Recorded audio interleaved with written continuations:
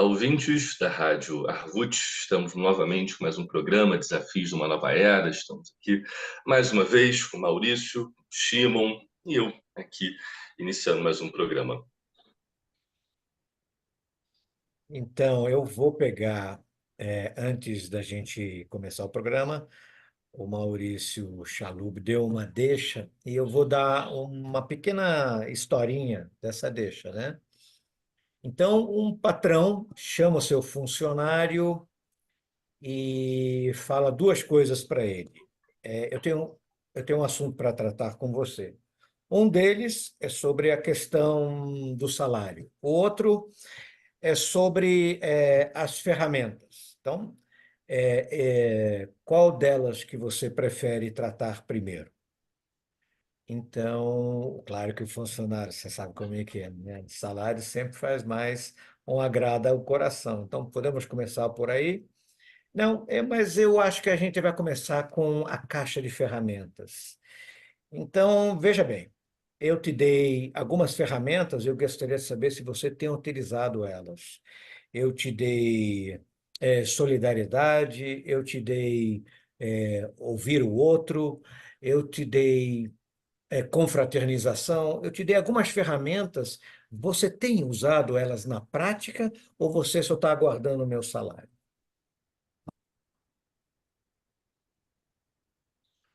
É É isso. isso. Eu quero benefício, né?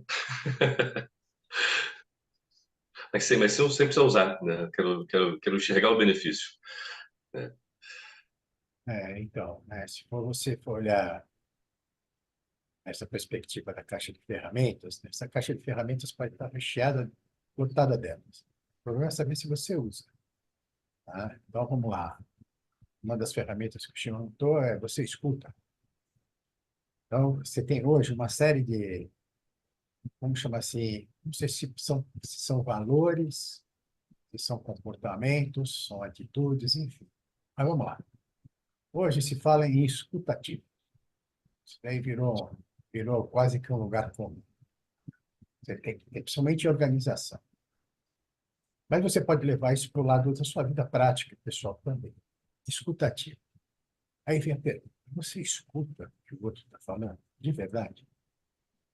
E o que é escuta ativa? Então, essa é uma primeira. Por exemplo, escuta ativa. A outra, a caixa de ferramenta, é alimente-se bem, saudavelmente. É um discurso que todo mundo faz. Mas ninguém resiste ao fast food, né? Certo? Quer dizer, todo mundo prega comida, faz tudo, comida saudável, tá? Mas você olha os shoppings, todas as organizações de fast food lotadas, né? Tá? Inclusive para criança, né? Pai e mãe que faz discurso de comida saudável, mas você vai ver, leva todas as criançadas no shopping para comer fast food, né? Uma das mais variada possível. Então, é assim, você tem uma série de comportamentos que hoje todo mundo adota como discurso. Mas na prática, você colocá-los em prática é uma diferença enorme.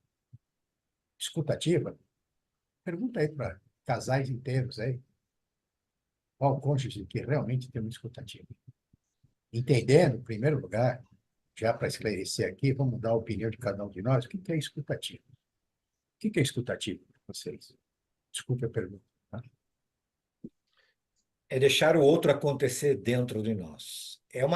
E é uma percepção que, quando você verdadeiramente está disponível e aberto, você se surpreende.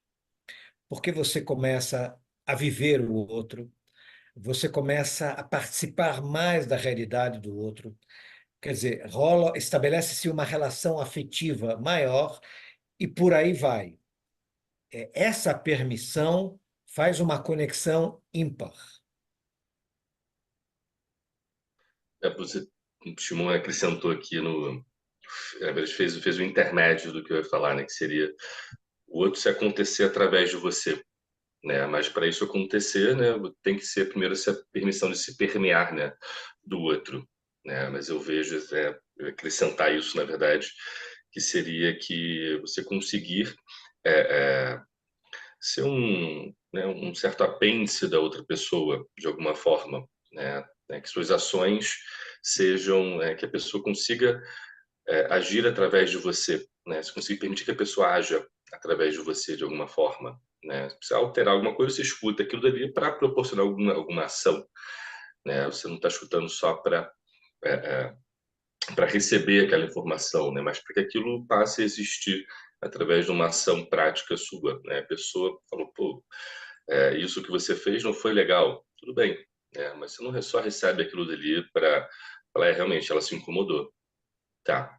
Mas o que isso tem que tornar alguma ação minha que não vai ser repetida daquela forma, né? Então, eu vejo que é algo bem prático, no sentido de ter um resultado ou uma ação prática a partir do que foi dito, né? Para mim, escuta ativa sempre vai estar relacionada com algo prático no sentido dessa ação, né? Tem que permitir existir algum resultado, né? Ou você gerar algum resultado a partir do que foi dito, né? E aí eu levanto aqui essa pergunta, né, que até sugiro, né, os ouvintes pegar os nossos outros episódios para poder acompanhar um pouco o que a gente já abordou antes, e que um dos desafios que a gente pensa é sobre a prática.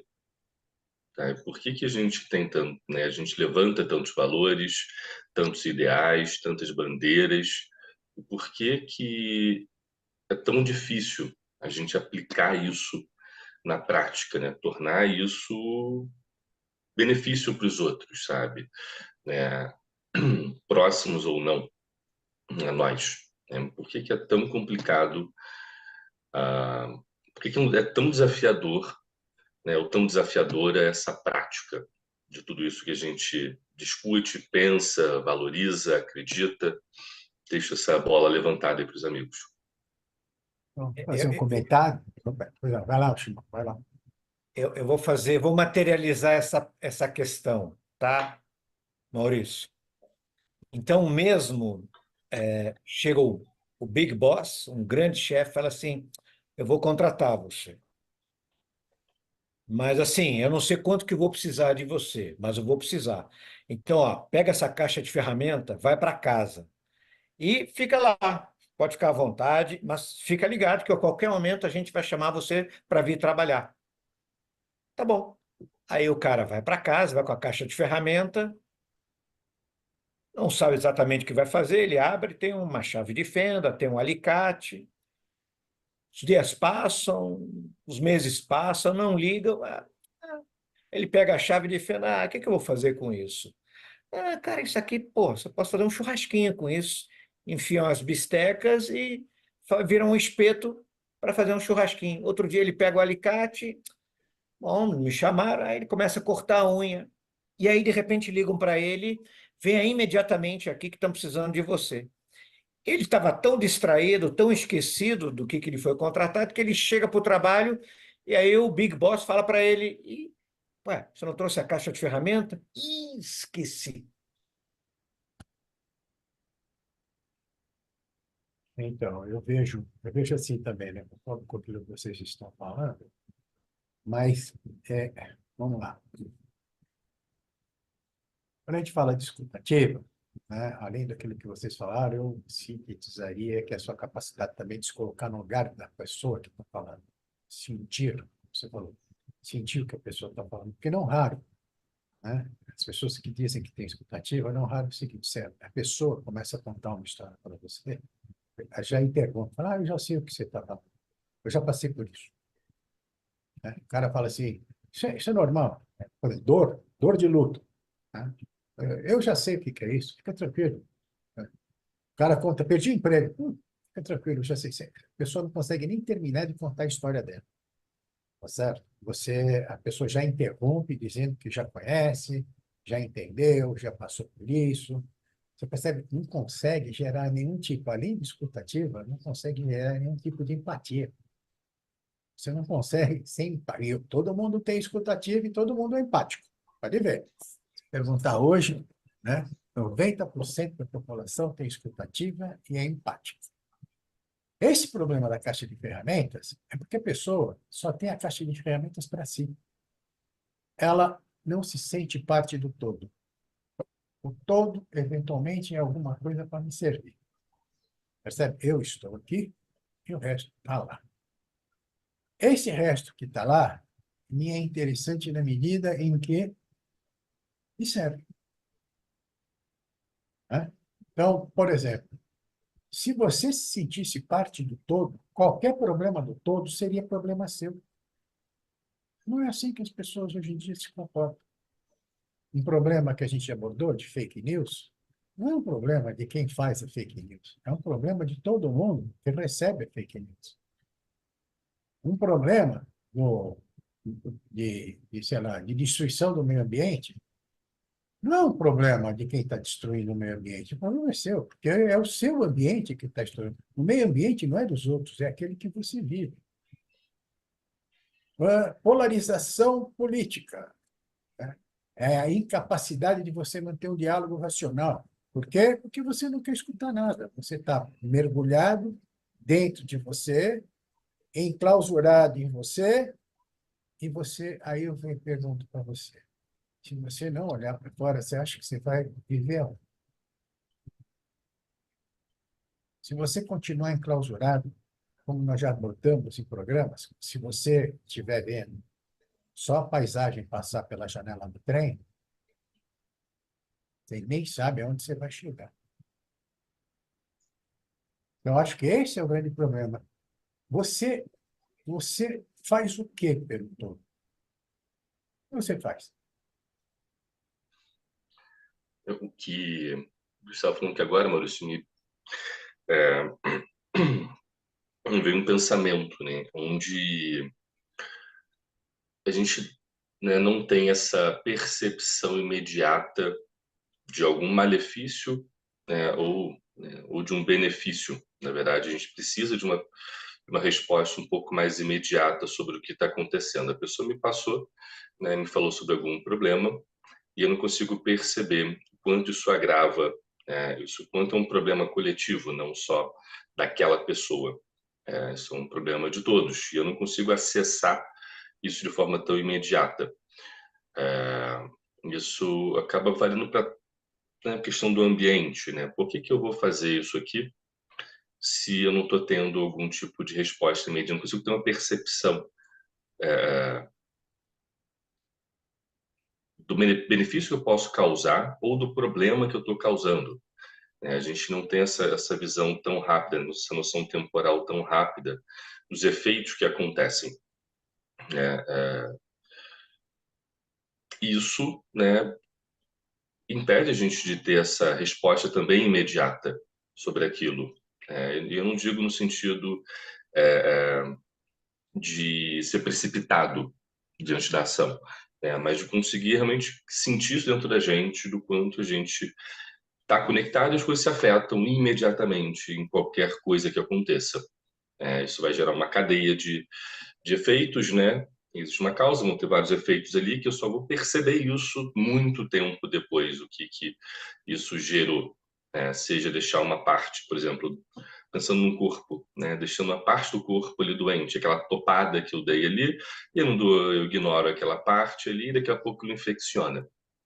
Só vou me dar conta da gravidade lá na frente. Só que aquilo me doeu imediatamente. Se eu tenho essa conexão com aquilo dele, percebo que aquilo doeu, eu preciso dar uma atenção para aquilo, de alguma forma, só que é sempre a partir dessa dor, né? Se eu olhar lá para frente e entender que aquilo vai gerar um benefício para o todo, mas e o meu benefício imediato? Então, é isso que eu vejo. Aí eu quero fazer só uma observação. Isso que você levantou é muito interessante, porque é assim. Você pega hoje, isso é assim um alerta, né? Quem não tem o discurso que nós somos globalizados, interdependentes, todo mundo é globalizado, vivemos na aldeia global, o mundo evoluiu, todo mundo hoje é conectado. Aonde? Se você não sente esse todo, você não sente a questão de que você faz parte desse todo, e quando você não trabalha também pelo todo, você tem que trabalhar para o seu benefício, é óbvio. Mas se você não percebe que você pertence a esse todo, e você se achar que qualquer coisa que você faz, mínima que faz, não vai impactar nada, esse é o grande problema. aquilo que você faz, que eventualmente é em detrimento do todo, você acha que é tão pequenininho que não tem problema. Agora, você tem o discurso, todo mundo tem o discurso globalizado, interdependente, conectado, mas você está conectado com quem? Você sente. O que que você sente na sua conexão? Conexão são vários tipos de conexão, né? Conexão espiritual, conexão de comunicação, conexão por através de ideias, por uma série de coisas. Mas o que que você faz? Discurso é um, mas aí que eu falo, discurso é um, a ação é outra.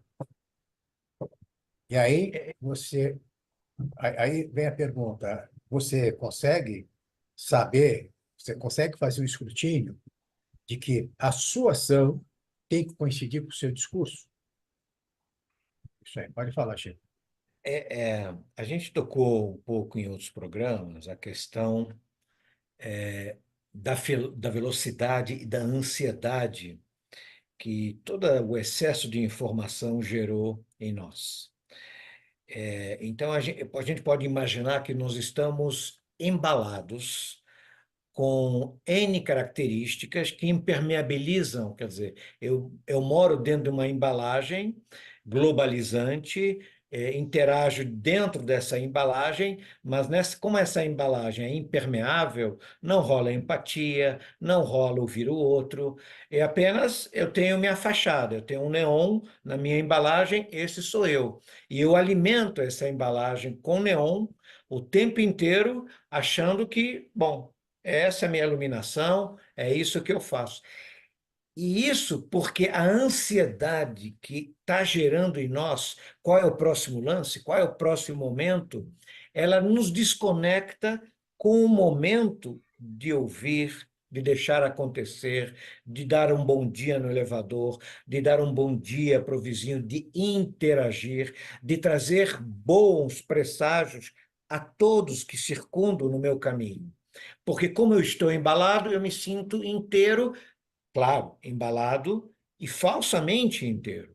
Porque se você tirar essa embalagem, você desmonta.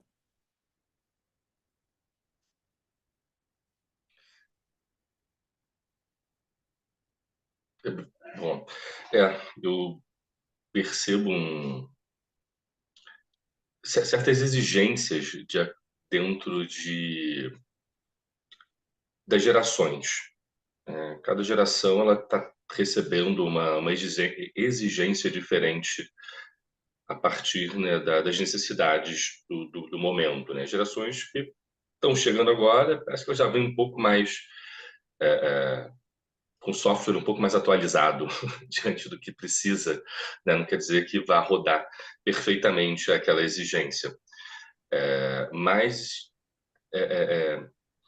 e para a gente poder suprir, né, essa exigência que existe, a gente acaba acelerando um pouco o processo, mas sem ele acontecer de fato, né? A gente se coloca uma máscara de que está fazendo, mas na prática o software interno não se alterou em nada, né? É um sistema operacional velho, né, que está tentando rodar coisas novas e não está rodando na prática, né? A coisa ela não acontece.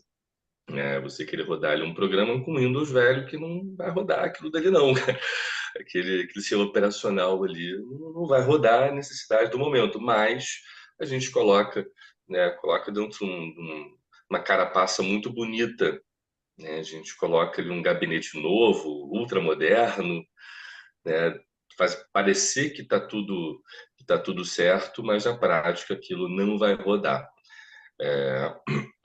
Eu vejo isso, dando um exemplo prático assim da questão do amor, né, romântico, para você poder se relacionar, você não pode ser um idiota, né? E essa exigência começou a ser de uma hora para outra, né? Assim, você agora não pode mais ser um idiota para se relacionar, né? Você não pode ser machista, você não pode ser um monte de coisa, né? Isso começou, né? Bota aí. Isso nunca pôde, né? Mas antes aquilo passava batido. Chegou um momento que aquilo parou de ser permitido, né? Mas não teve adaptação interna, só que só teve a carapaça, né? De que deixei de ser um idiota, né? O meu discurso mudou, né? Deixei de ter um discurso que eu ignorava tudo isso, né? E agora eu incluo essas necessidades no meu discurso. Na prática, isso não aconteceu, né? E eu estou dizendo isso porque né, o nosso sistema interno não se alterou. Então, o que vai rodar realmente isso daí, né? Esse sistema não mudou. Não importa o hardware, né? Você pode, né? São hardwares mais antigos, um hardware mais novo, né? Ele vai rodar o sistema, né? Um pouco mais lento, mas ele roda, né? Ou mais rápido, isso não importa. Mas o sistema operacional ele não se alterou, né? O que vai fazer a ação acontecer não se alterou, né? Então acho que isso que é um desses grandes problemas, na verdade, né? Essas urgências do mundo, sabe, diante da nossa capacidade de atualização. Eu diria, sim, pegando o carona que você está dizendo, Maurício, a nossa caixa de ferramenta é a mesma dos nossos ancestrais. Como você falou, o software de cada geração vai mudando, e a embalagem de tudo que é ela e vai acelerando, e é isso, mas não se toca ainda em como eu uso as ferramentas, né? Cada momento, às vezes, quando como nossos ancestrais mais recentes tinham um tempo sem a comunicação, sem a tecnologia, menos acelerado, que permitia certos links que hoje estamos quase impossibilitados de realizar. Mas, ao mesmo tempo, a gente pode pensar que também tem uma benesse externa acontecendo, que é uma embalagem, e aí a gente também pode pensar que a questão dos valores, digamos, mesmo que ele ainda não estejam rodados na maioria de nós, tanto a questão do clima, quanto a questão da desumanização que impera entre nós, ela ela está sendo exposta como um valor externo ainda não incorporado, né? A própria globalização faz isso, mas ela ainda está apenas flutuante, né? A gente ainda não sabe como fazer essa transição efetiva de me sentir, como o Maurício falou, responsável também. A minha parte influencia o todo, o efeito borboleta. O que eu faço aqui, não vejo, mas ecoa lá na China.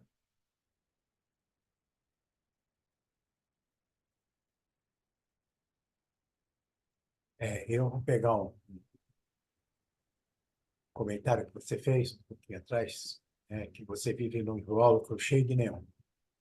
É interessante, né? O invólucro é super iluminado, mas você continua na escuridão, né? E é extremamente interessante, por que que eu digo, faço esse comentário? Porque vivemos realmente no invólucro, cheios de neon, pisca-pisca, tudo o que você quiser. Agora, explica por quê, independentemente, e aí também um comentário sobre essa questão de geração, né? Agora, a gente está na geração Z, se eu não me engano, né? Já passamos pela X, Y, agora acho que agora é a geração Z. Agora explica Depois por que começa tudo de novo no ar? aí começa, aí já vai ter que ser que nem planilha Excel, né? Acabou a coluna, vai ser coluna AA, AB, AC, vai ser alguma coisa assim. Agora, explica por quê, né? Então, né? Num processo onde, quando você fala assim, estamos falando da embalagem, que a gente vive no embalo de neon, mas as pessoas nunca tiveram uma escuridão maior do que se vive hoje em dia. Aí você tem um processo, se comparar com ancestrais a hoje. Nós vivemos numa época realmente globalizada, onde não tem tempo, não tem espaço. Não tem tempo nem espaço físico, porque o online, né, me permite que eu fale com você agora, independentemente se você está aqui no Brasil, se está na Coreia, nos Estados Unidos. Então, você não tem mais a questão de espaço, o espaço, não tem mais a questão de tempo, que antigamente, quando você usava só o telefone fixo, você ainda tinha preocupação do fuso horário, né? Hoje em dia não tem fuso horário. Hoje em dia você está 12 horas à frente ou 12 horas atrás e a gente conversa. Tem-se mais esse problema, as pessoas, inclusive, já não dormem mais. Mas aí vem a pergunta, com tudo isso, com toda essa globalização, com todo esse neon em volta, explica por que o mundo hoje é campeão de depressão, porque o mundo é campeão de ansiolítico. Vamos pegar o Brasil, a gente já abordou, vamos passar esse tema num dos nossos. Pegar o nosso caso aqui, Brasil. Gente, nós somos um país deprimido. Nós somos um país vivendo à base de ansiolítico e antidepressivo. Não sou eu que estou falando, é estatística. E aí, com tudo isso, nós vamos ter a pergunta, nós vamos parar onde? Quando é que realmente o neon vai iluminar? É o que eu deixo aí para reflexão.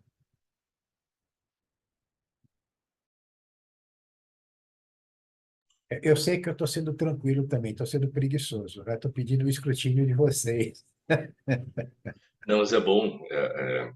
Eu não vou meter muito assim numa área que, né, não é minha, não domino, vou falar da parte bioquímica ou neuroquímica, mas eu percebo, né, uma observação, um recorte muito raso, até um pouco preguiçoso da minha parte, mas me parece, né, que existe uma diferença muito grande entre desejos e necessidades, né, onde a gente é completamente estimulado, né, a realizar, a buscar nossos desejos, né, e fazer com que eles se pareçam necessidades, né? São coisas que eu preciso, e esses estímulos, né? Quando eu realizo esses pequenos desejos, né, coisas, elas me liberam prazeres, né, muito rápidos, né? São coisas que são muito fugazes, se alteram com muita facilidade, com muita velocidade, e eu estou o tempo todo atrás de coisas, né, para me preencher, né? Mas essas necessidades muito básicas que são completamente ignoradas, e eu percebo que realmente existe um sentido no que é feito. E aí eu coloco porque existem necessidades que estão gritando na sociedade, na humanidade, né? E a gente não move um dedo para que elas sejam supridas, né? Nos outros, né? São coisas que as pessoas não têm o que comer, por exemplo. Né? E é uma coisa muito simples, mas é uma necessidade, não um desejo da pessoa, que ela acorda de manhã e fala, nossa, eu desejo comer. Não, ela precisa comer, né? Que é algo que é biológico, algo da pessoa ali, né? Enquanto a gente está escolhendo o que que a gente vai comer em cada refeição, né? A gente não tem essa necessidade de olhar para várias coisas, né? Mas necessidades da sociedade. E eu acho que isso é um palpite, assim, né? Que essas depressões elas vêm muito por não ter mais sentido nisso, né? Em viver dessa forma. Né? Não está no período onde a gente está se preenchendo mais de nós mesmos, né? Porque isso não preenche mais. Isso não está preenchendo mais as pessoas, né? Mas existe essa necessidade que a gente esqueceu, né? Foram deixados de lado. Vou fazer uma analogia aqui.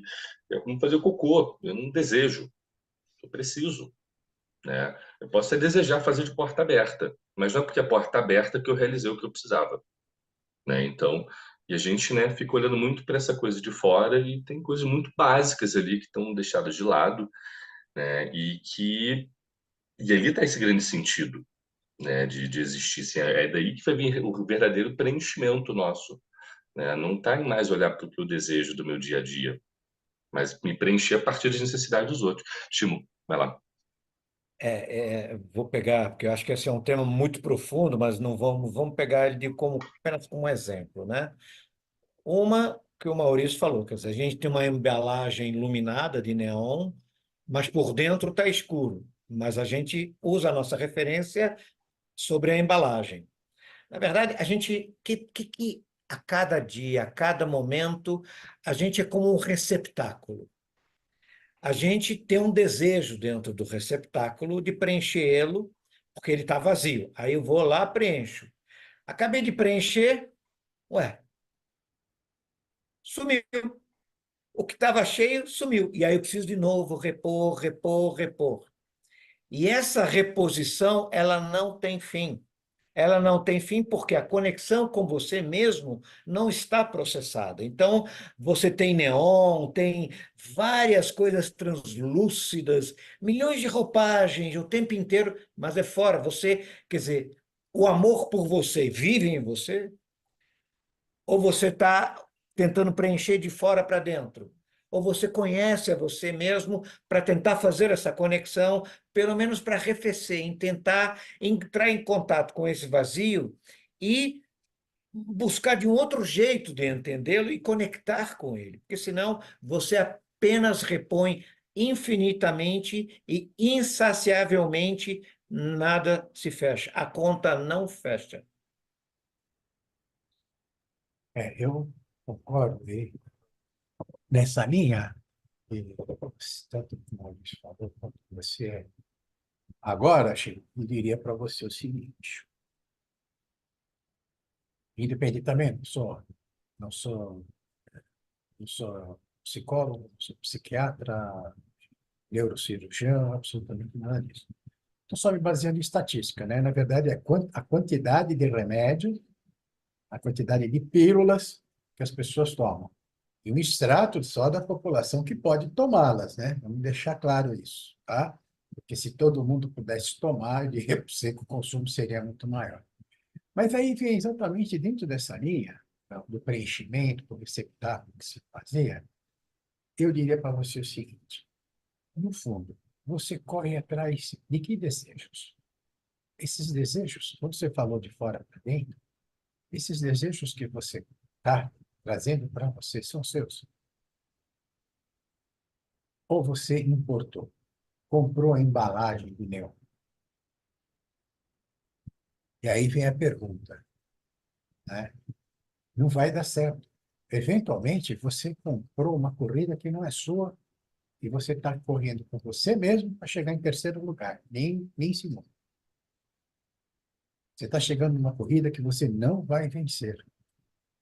Esses desejos que a gente traz de fora, né? E aí depois nós podemos aí continuar nessa questão dos desejos que eu trago de fora. O que que é? Quais são os desejos de dentro? Quais são os desejos de fora? Mas a corrida que você comprou não tem vencedor. O Maurício queria Nós sublinhar estamos... isso, sublinhar Oi? só. Com o tempo, você esquece que você importou e acha que é tua a corrida. Então, esse que é o grande problema. Você não parou para pensar que desejos você trouxe nessa embalagem de neon.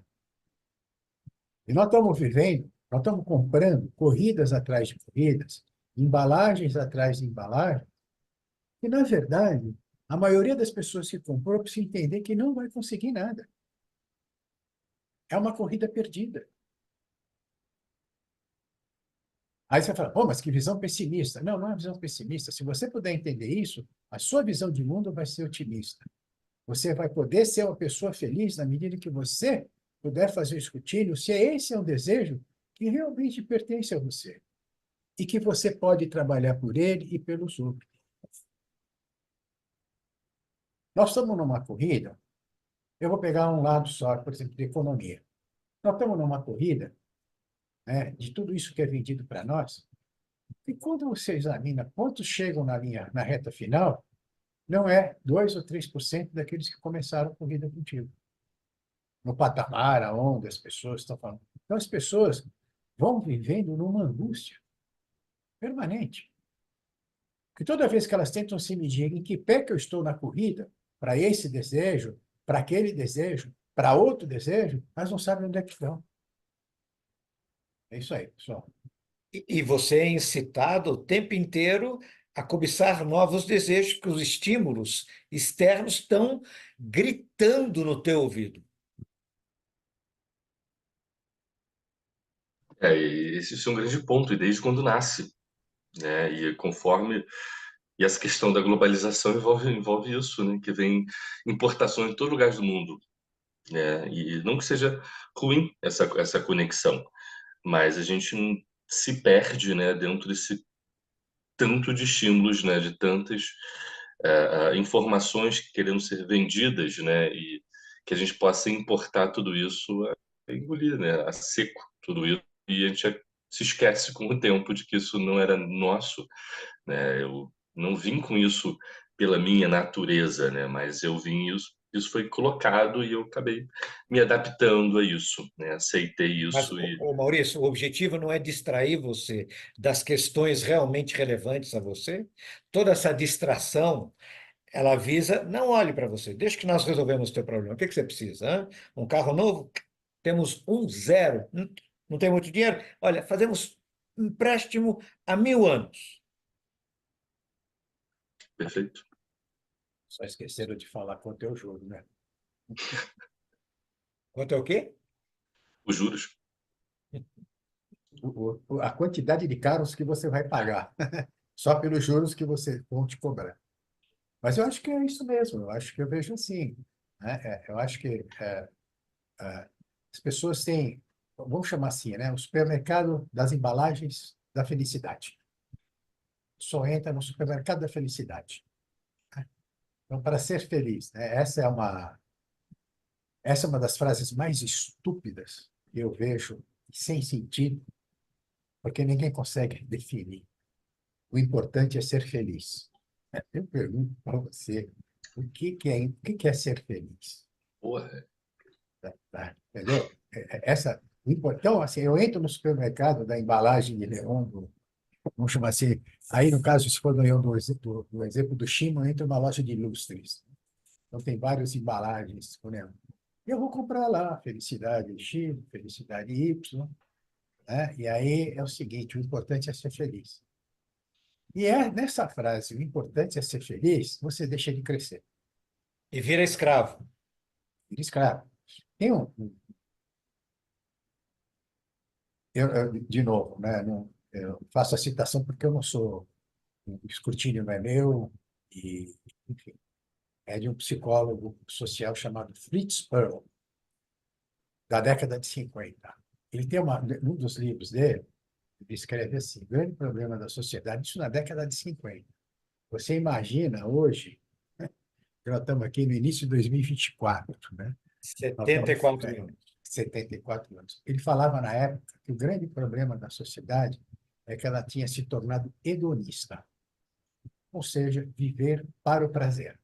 Nós sabemos, como cabalistas, que isto é uma verdade, certo? Se eu desejo receber, quero permanentemente viver no prazer. Agora, olha que interessante. O que você cria? Na opinião dele, o princípio da sociedade hedonista cria uma pessoa imatura. Uma pessoa, por exemplo, consumista no nível mórbido. Ele dá exemplo. Mulher que gosta de comprar um sapato. Aquele sapato, no início, dá. Olha que interessante, isso é escrito em 50. Dá um certo prazer. Aí ela precisa de mais outro sapato, porque aquele sapato que ela comprou só deu 1 hora de prazer. Aí ela começa a comprar 2 sapatos, 3 sapatos, e os sapatos que ela vai comprando, cada hora que passa, diminui o tempo de prazer. Até chegar um minuto, enfim. Aí que ele dizia, o fato de você criar pessoas hedonistas que se tornam imaturas, você cria um mundo neurótico. Um mundo totalmente neurótico, um mundo que não consegue, não enxerga a realidade, a não ser através da sua própria neurose. E aí você mergulha no comprimido. Isso escrito em 50. Quando eu li isso, não em 50, tá? Em 50, graças a Deus, ainda não tinha nascido. Tá bom? Mas eu li isso na final da década de 70, 80, por questões de faculdade. Na época, né? Sabe, você olha assim, mas eu acho que isso, mais do que nunca hoje, é válido. Nós criamos uma sociedade que não consegue se frustrar. O fato de viver só pelo prazer, o que importa é ser feliz, você não cria pessoas que conseguem lidar com a frustração. Mas aí é como entra a depressão. Se não, não é uma forma dissimulada de frustração? Eu acho que a depressão, nesse caso, não, acho que a frustração leva você à depressão, na minha opinião, não sou, tá? Tudo bem, Agora, opinião. é uma resposta, acho até de defesa. Se a pessoa, na escuridão da sua depressão, pudesse se repensar, pelo amor de Deus, eu não estou dando receita para ninguém. Mas vamos lá. Se você pudesse fazer um escrutínio, não estou falando das depressões que são origem de disfunção química de cérebro, pelo amor de Deus, não estou falando nada disso. Estou querendo colocar aqui a situação da frustração que leva à depressão. Aí eu pergunto para você, arruma um outro supermercado. Esquece do supermercado da felicidade.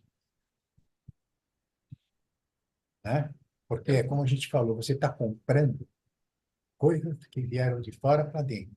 Vai continuar assim durante muito tempo, mas você precisa criar um filtro. Acho que Eu vou... trazendo de volta que que o Maurício trouxe, né, dessa pergunta, o que é felicidade, né?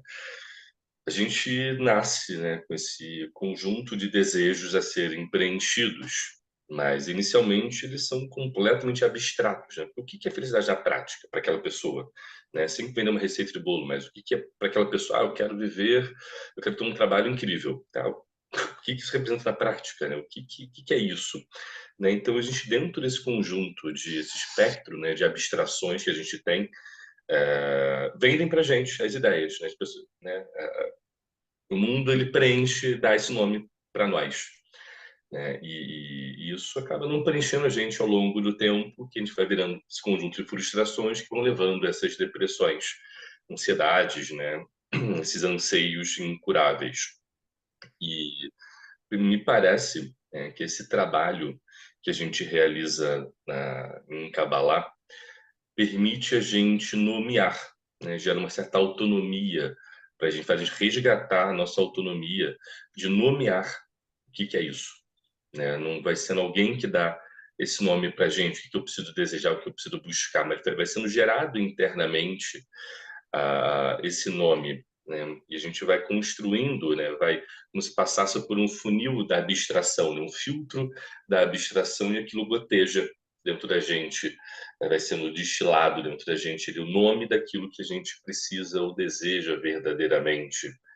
E isso é importante porque isso resgata o livre-arbítrio, né? Onde a gente é simplesmente, anteriormente, a gente é escravo do desejo de algo que eu não sei nem dar o nome, mas sou escravo daquilo, preciso desejar aquilo, não tenho escolha nenhuma a não ser desejar aquilo para eu poder me preencher e me satisfazer, e eu passo por um processo, né, de retomada do meu poder, ou retomada do meu livre-arbítrio, onde eu passo a observar, agora eu tenho um nome, agora eu posso escolher aquilo, isso aqui que eu estou sentindo, que eu estou percebendo, que agora tem um nome dentro de mim, que antes era só felicidade, né? Mas agora eu consigo dar nome, eu consigo olhar no meu dia a dia e perceber o que é isso, o que isso realmente representa na prática, tanto através de meus sentimentos, pensamentos e ações. Né? Isso que eu queria trazer aqui. Shimon, desculpa. Não, não, não, tá ótimo. Segue aí. É, na verdade, a gente tem mais é que entender como e por que funcionamos do jeito que funcionamos, e isso é uma ferramenta que talvez vai potencializar essa opção que você está referindo do livre-arbítrio. Ela vai te dar noção mais consciente daquilo que estou optando e não importar aquilo que impõe a você sem você se dar conta e depois você achando que aquilo é teu. É um valor que é externo e não é nosso coletivo até, porque a caixa de ferramenta das nossas essências humanas é a mesma, seja agora e seja nossos ancestrais. Mas, assim, o efeito de uma boa. Existe uma pequena, assim, dar uma palheta aqui de uma mulher andando na rua, estava alto astral e sorriu para um homem que passou, cruzou na frente dela, ele estava meio moribundo. Mas aquele sorriso dela contagiou ela tanto, ele estava caminhando para o restaurante, sentou no restaurante e animou ele. E aí ele lembrou do grande amigo que fez um grande favor para ele e resolveu ligar na hora. Ele ligou para ele, agradecer de coração, aquele quebra-galho imenso. E depois, que quando ele saiu, ele deixou uma gorjeta imensa para a atendente, fora da proporção. A garçonete ficou radiante, foi lá, comprou uma comidinha e deu uma gorjeta para o mendigo que sempre vinha pegar comida lá no restaurante. O mendigo, feliz da vida, com a gorjeta e com o prato, sentou na rua. Embaixo começou a chover forte, pegou um pequeno abrigo e, de repente, chegou um cachorro esfomeado. Ele olhou, sobrou comida na comida, porque havia muita fartura, o cachorro comeu e os dois se abrigaram embaixo daquele telhado no meio da chuva. E aí eles acabaram adormecendo. E naquele prédio, em frente, onde eles estavam abrigados, de repente, de madrugada, começou a pegar fogo. E o cachorro acordou e começou a latir. E latia, e latia, e latia. E aí começou a acordar todos os moradores. Uma das moradoras era aquela primeira mulher que sorriu para aquele homem que foi ao restaurante e ele acabou salvando todo mundo. Acho que essa história fecha um pouquinho com chave de ouro aí, o nosso programa de hoje. Nós já estamos avançando, né? Já estamos quase com 47 minutos de programa. Então, eu vou passar aí a palavra para o Maurício para fazer o encerramento do programa e vamos no próximo. Aguardem o próximo na continuidade desse assunto. Maravilha. Então, ficamos por aqui. Mais um episódio, mais um programa. Deixe mensagem para a gente, compartilhem seus pensamentos, suas ideias, de forma, pode ser para o nosso e-mail. Maurício, acho que a gente nunca deixou, não sei se a gente tem aqui, olha, foi uma falha O técnica e-mail, minha aqui. o e-mail, Se a gente já... o e-mail é radio@iarvut.org.br, ou se não, vai até a rádio mesmo, lá você pode deixar o seu comentário, que é www.radioarvut.com.br. A rádio é .com.br, tá, pessoal? Perfeito. radioarvut.com.br. Então, maravilha. Ficamos por aqui com mais um programa, mais um episódio. Um grande abraço a todos. Vai.